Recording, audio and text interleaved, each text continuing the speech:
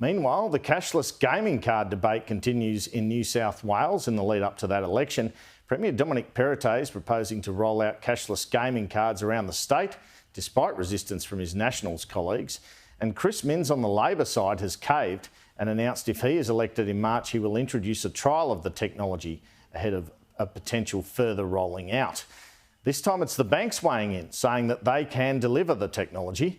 In contrast to the Labor and industry argument, Anna Bligh, the CEO of the Australian Banking Association, claims here it would be relatively easy to roll out the system across the state.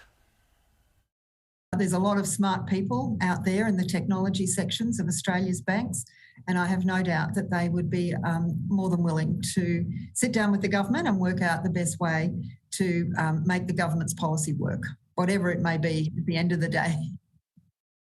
A full interview with Anna Bligh later in the program, where I also ask her whether interest rate rises are causing duress to customers, and she says not yet. These comments come against the backdrop of low unemployment figures again today, 3.5%. The loan default rate is, in fact, in December went down, and as it did in November, only slightly. But I think given the higher interest rate environment, that was an interesting thing to note.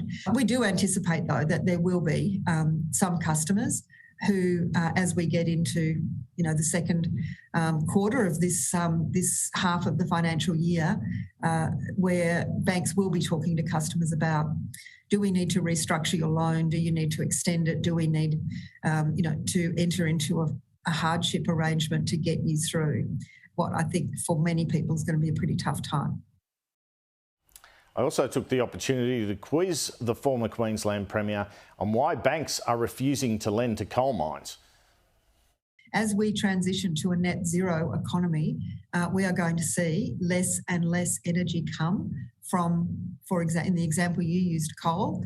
And over time, those are going to be sectors that are not going to be commercially attractive. And so banks are making decisions about what they will and won't fund on the basis of pretty thorough risk assessment.